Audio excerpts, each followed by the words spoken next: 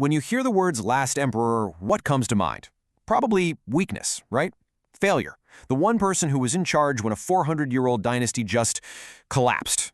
And for Emperor Xian of Han, yeah, that's the story you usually get. But here's the thing. That's not the whole story. It's not even close to the most interesting part. All right, so let's just tear the Band-Aid off right away. The popular myth, and you see this a lot in novels and dramas, paints him as this weeping, passive fool who just let an empire slip through his fingers. But the actual historical records? They show us a completely different person. A man who is intelligent, incredibly resilient, and trapped in a situation that was just impossible from day one. So, that's the big question we're tackling here. Who was this guy really? What's it like to wear the crown but have absolutely zero power? We're going to peel back the layers and try to find the real man behind the tragic myth. Yeah, his reign, if you can even call it that, didn't kick off with some big, glorious ceremony. Nope. It started with him being taken hostage. From the very beginning, he wasn't a ruler. He was a prize. He was only 8 years old. I mean, just let that sink in for a second. 8.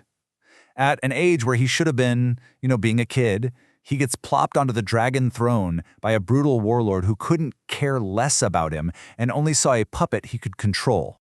And the crazy part is how he ended up on the throne. The warlord, Dong Zhuo, cornered him and his older brother, who was the emperor at the time. His brother was so scared he could barely speak. But this kid, Prince Liu Xie, he stayed calm. He spoke clearly.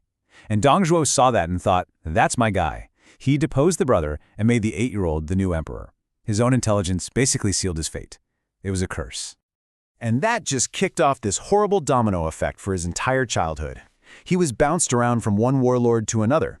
After Dong Zhuo, he was snatched by these 2 chaotic generals, Li Jue and Guo Si, who literally fought over him like a trophy. It got so bad that at one point he actually escaped and was a fugitive, starving on the side of the road, begging for scraps.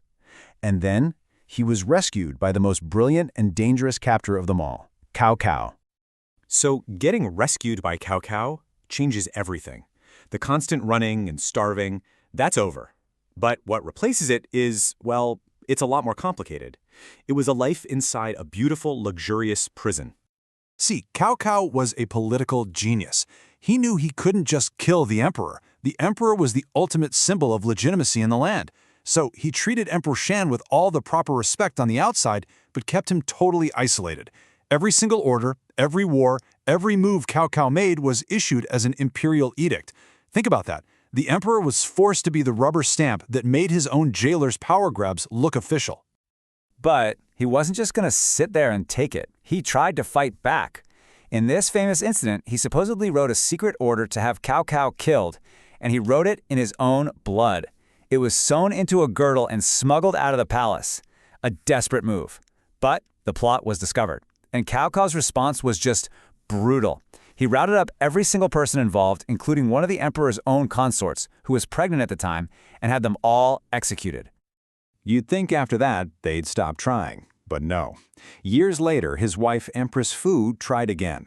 She wrote a heartbreaking letter to her father, just laying out how cruel Cao Cao was and begging for help. The letter was found, and this time Cao Cao didn't even bother with appearances. He sent soldiers right into the palace. They found the empress hiding in a wall, dragged her out right in front of her husband, and executed her along with their 2 young sons. And this quote, man, it just says everything. These are his actual words recorded by a historian as he watched his wife get dragged to her death. I cannot even know when my own life will end. This is the so-called Son of Heaven, and he's powerless to save his own family, powerless to even save himself. This was rock bottom. After a failure that brutal, any hope of resistance was just gone. All that was left was for the curtain to fall. The final act of this whole tragedy, the carefully staged end of the great Han Dynasty. But the end didn't come with a sword. It was a slow political strangulation. First, Cao Cao had the emperor grant him titles that broke centuries of Han law. Then, after Cao Cao died, his son Cao Pi put on this whole show. He started a propaganda campaign, finding prophecies and signs from heaven that the Han's time was up. Officials didn't demand the throne. They put on a big performance of begging the emperor to step down for the good of the realm. It was all political theater. But there's one last, incredible act of defiance, and you will not believe who it comes from. Cao Cao's own daughter. See, after Empress Fu was killed, Cao Cao forced Xian to marry his daughter, Cao Ji. But her loyalty, it was to her husband. When her own brother, Cao Pi, demanded the imperial seal to make his takeover official, she cursed him to his face and threw the seal on the ground in disgust. She chose her husband over her own family's ambition. But in the end, it was just a gesture. In the year 220 AD, the ceremony happens. Emperor Xian performs the abdication. He hands over the throne. And just like that, 400 years of the legendary Han Dynasty was over. Now, for almost any other deposed ruler in history, this is where the story ends. You know, a cup of poison, a quiet accident. But for Emperor Xian, this is where his life actually begins. Just look at this contrast. As emperor, he was a prisoner in a palace, completely powerless to help anyone, and his attempts to act just got his family killed. But after abdicating, he's given a new title, the Duke of Shanyang, and a small territory to govern. And there, for the first time in his entire life, he actually had some real agency. So what does he do with this newfound freedom?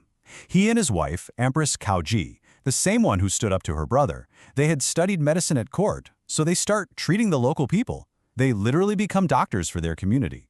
The people they ruled loved them and even gave them this amazing nickname, the medicine family of Dragon and Phoenix. He lived for another 14 years and died a peaceful, natural death, a fate that's almost unheard of for a failed emperor. And here is the absolute best part, the ultimate irony of his story. By giving up the throne, by choosing a life of service over a life of power, he survived. And not only did he survive, his family line continued peacefully for another 85 years, long after the powerful families of his captors had completely torn each other apart in their own bloody wars for that same throne. So it really makes you wonder, right? We always measure him by the empire he lost. But maybe that was never the real test. What if his greatest achievement wasn't about ruling an empire, but about surviving its collapse with his compassion, his humanity still there? Maybe the real victory was what he did after he was no longer emperor. Something to think about.